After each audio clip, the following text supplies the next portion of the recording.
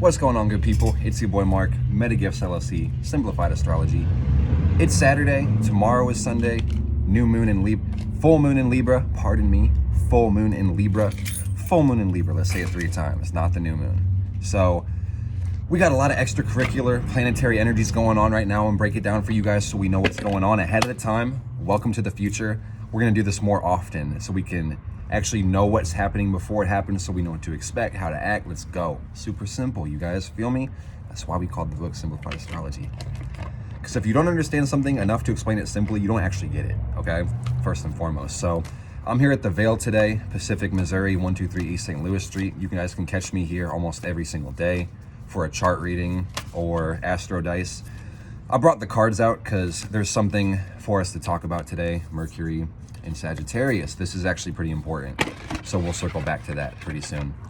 So the full moon is halfway through the lunar cycle. If you guys don't know, this is when the earth is in between the sun and the moon, okay? So whenever the earth turns and you can see the moon, it's full of light, it's shining its face right on you, okay?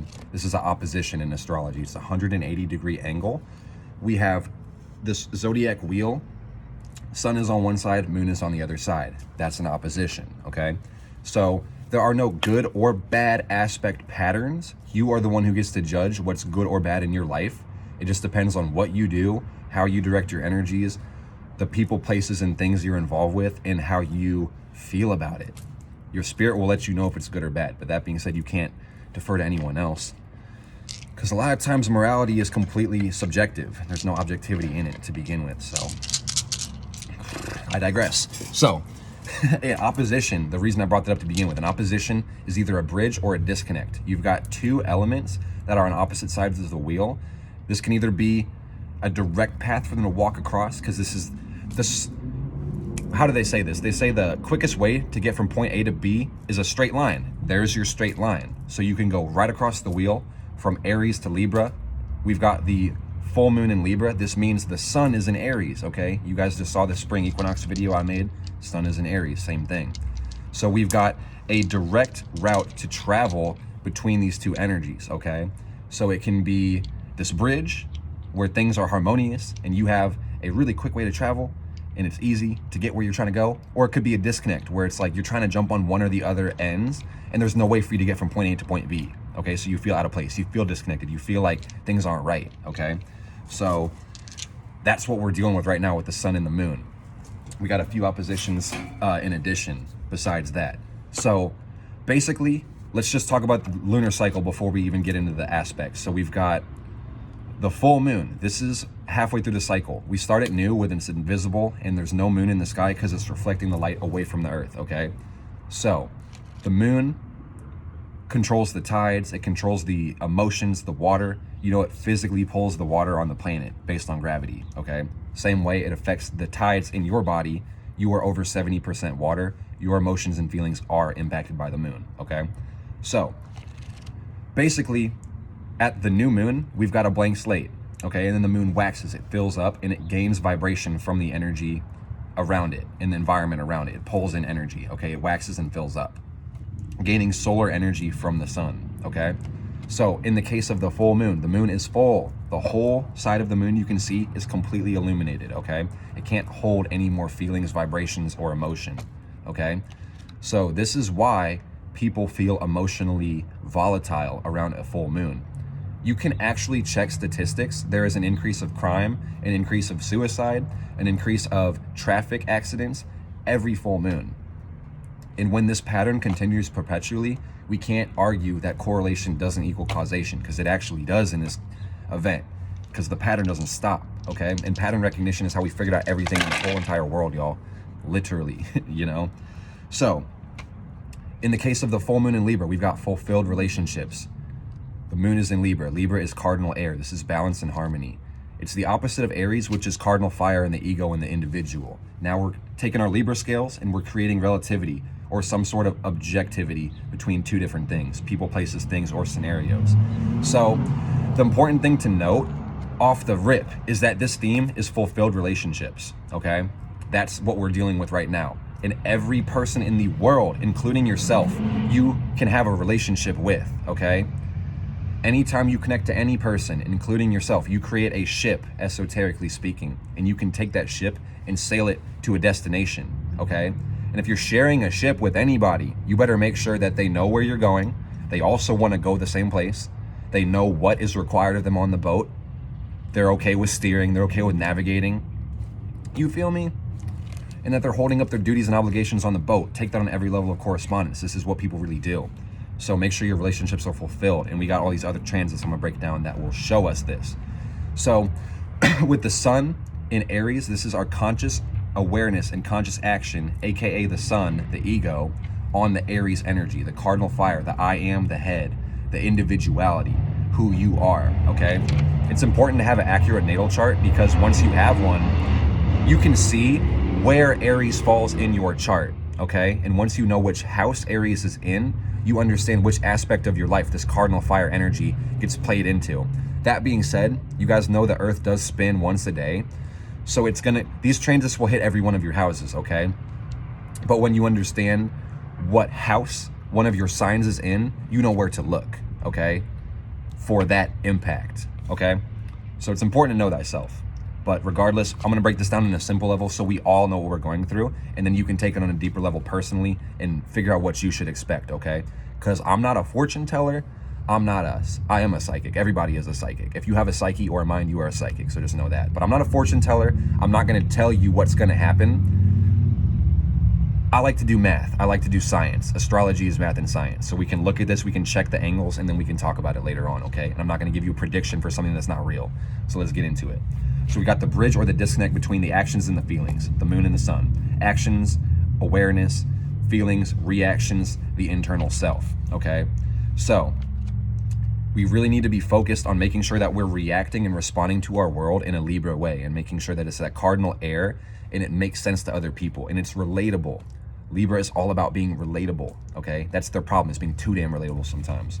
So we've got the sun conjunct Venus as well in 8 degrees Aries, if I'm not mistaken. I think it's 8 degrees. I don't have the chart in front of me.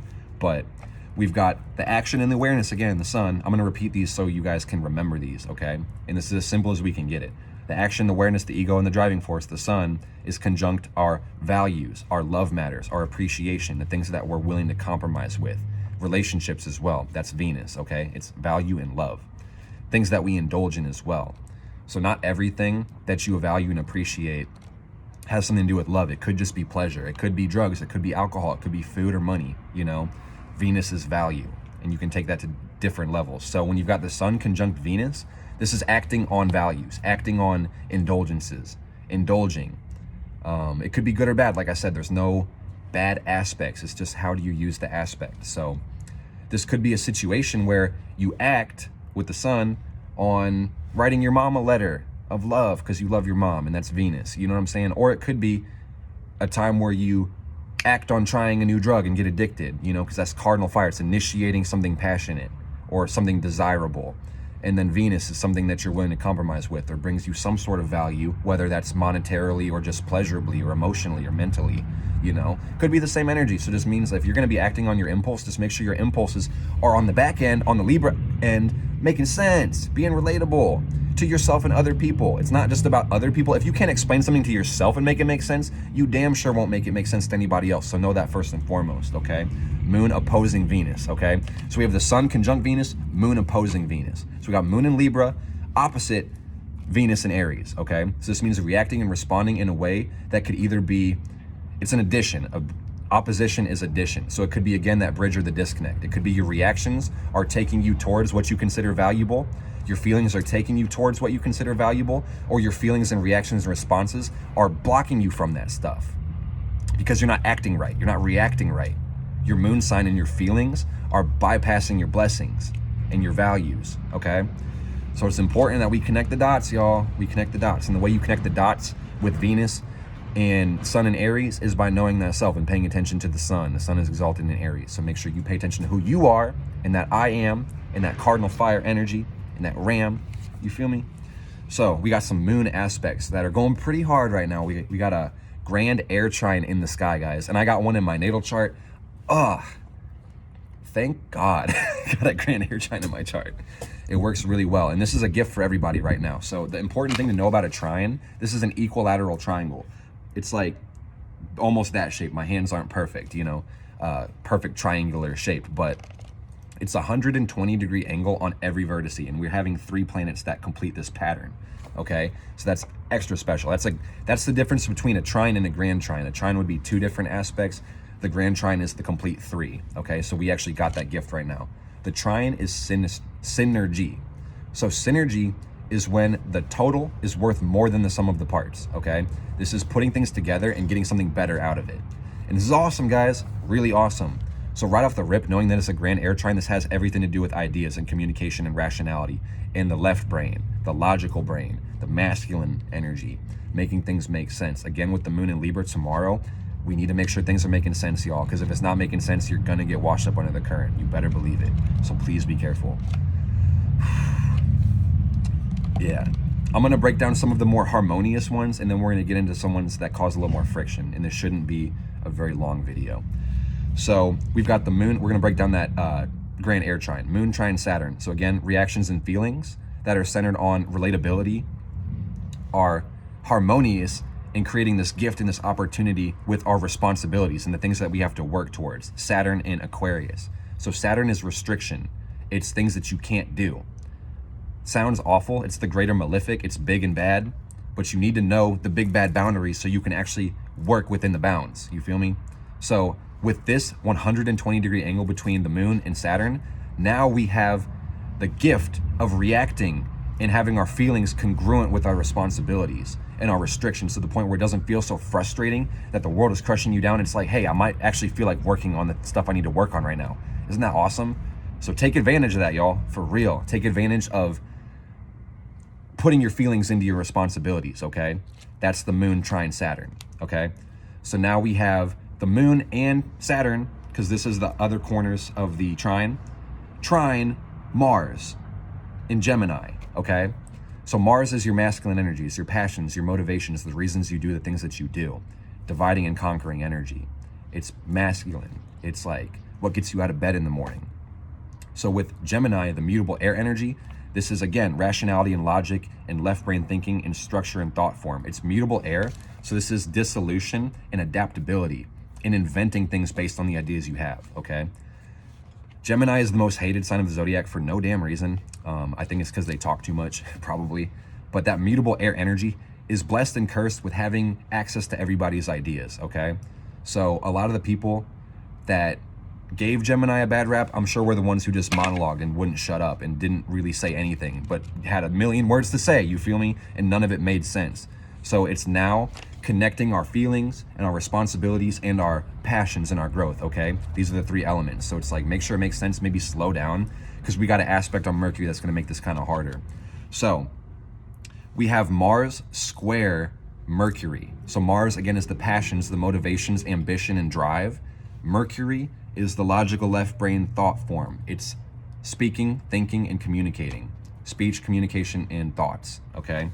So we have a square. This is a 90-degree angle. This is one of the most friction-causing elements there is, but there's no bad or wrong way to do this, okay?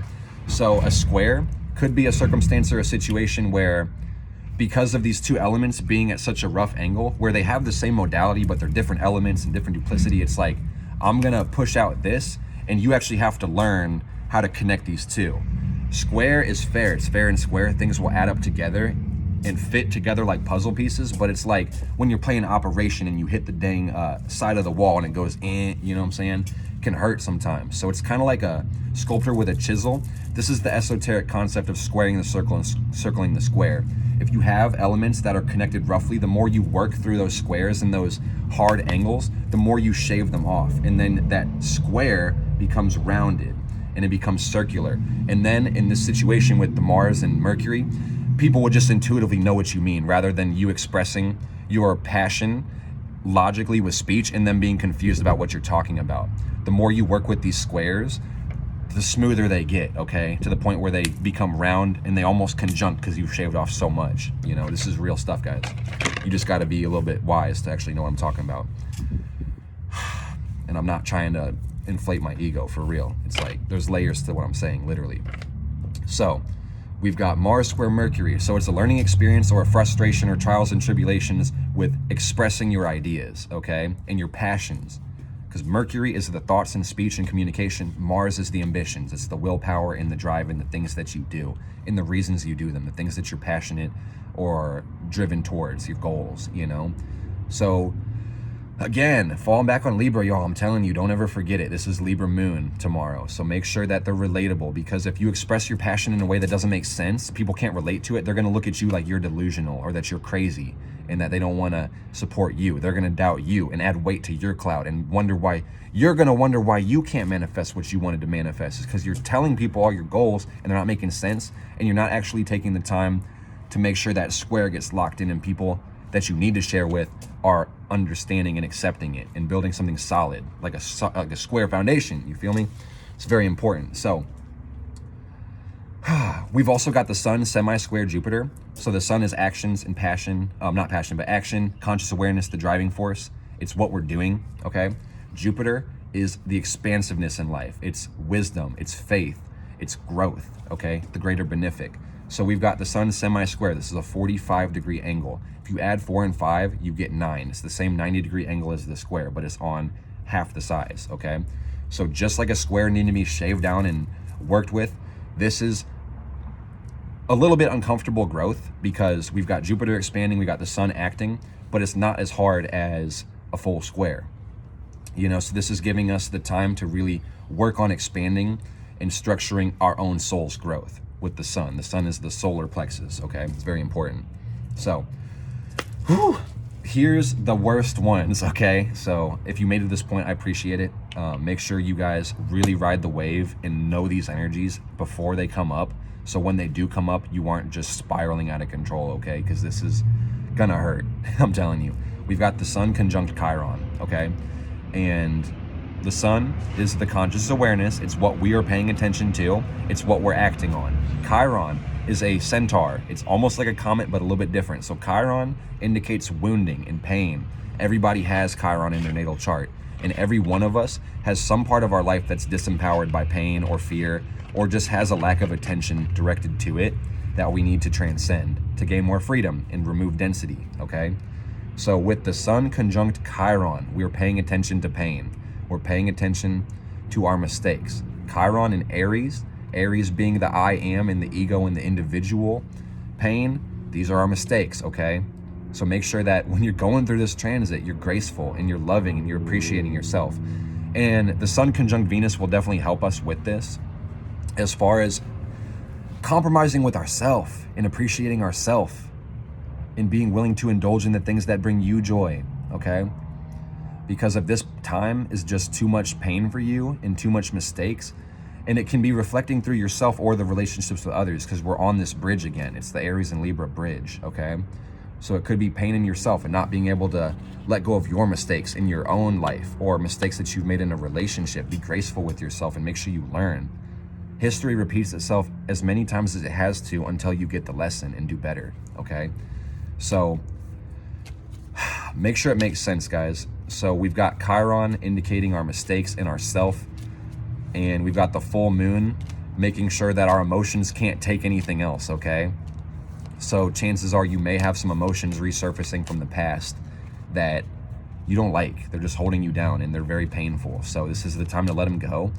But the key here, guys, is that logical air energy. Don't ever jump too far in your right brain tomorrow, you know, in the next days. I don't want to say don't use your intuition because you need it, but make it make sense, y'all. We're dealing with air energy, so especially when we're looking at your feelings on the moon end, make sure you can relate to what you feel, or else you can choose to feel differently by creating new ideas and having new thoughts, Gemini thoughts, okay, in the third house. So awareness is being placed on pain. So get excited and get ready to heal for real. It's going to be great. It's the fire element. Work on your desires. So again, use that grand air trine to combine your feelings, your passions with Mars, and your responsibilities. But watch out for Uranus, okay? So this is one of the last aspects I'm gonna break down, and I'm gonna let you guys go. So tomorrow, with the moon going into Libra, we've got the moon in conjunct Uranus. So this is a 150-degree angle. In conjunctions are one of the weirdest angles in astrology, given the fact that they almost have nothing in common with the two signs that have this angle. So they don't have the same modality, same duplicity, same element. There's nothing in common. So it's like shit doesn't make sense a lot of the times when you have an in conjunction, okay? So we've got the moon, feelings, reactions, internal self, in conjunct Uranus. Uranus is uniqueness, change, rebellion, opposition, freedom energy, okay? So this is going to be feeling like you need to be free, you know, and we all need to be free, but feeling like you want to liberate yourself or liberate other people, because this moon could play out in your relationships with Libra, creating change and individuality. But these feelings where you need to create change might not make sense right now because it's an in conjunction, okay? And I'll give you guys an example with my own self, you know, and this is not fully, transformation card just fell out with Scorpio, but this is not a full in conjunction. Again, we're moving through this, but like feeling like you might need to quit your job early. You know what I'm saying? Like I am actually quitting my job. I'm in the process of quitting. I already gave a notice, but it's like you could go through a situation where it's like your routine and your pattern is restricting you to the point where you feel like you need to create change and liberate yourself based on your feelings, but you might not be ready to quit your job right now. You might need to put in a 2 weeks or look at your savings account or whatever the case might be. Or you might be in a relationship where someone is doing something you don't like and you don't feel like you want a partner that does that. So rather than communicating with them, you know, with Mercury or compromising with Venus, you would rather just liberate with Uranus and cut it off altogether and kill that thing and just be by yourself, you know? And it could be a valuable relationship that has a purpose still. So it's like you want to make sure that your reactions make sense. Again, I'm telling you guys, moon in Libra, make sure that you can relate to the way that you feel. Make sure you can relate to the ways that you're going to react to the things that you see and the things that happen in your life. And then make sure that others can relate as well.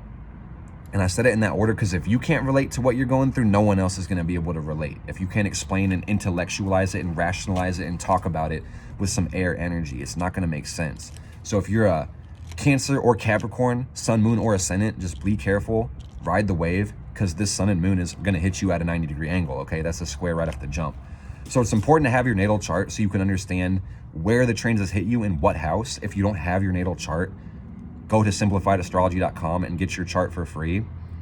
If you have no idea what I'm talking about, or you don't know how to read your chart, or maybe you just like a boost on your astrological literacy, get my book, Simplified Astrology Volume 1.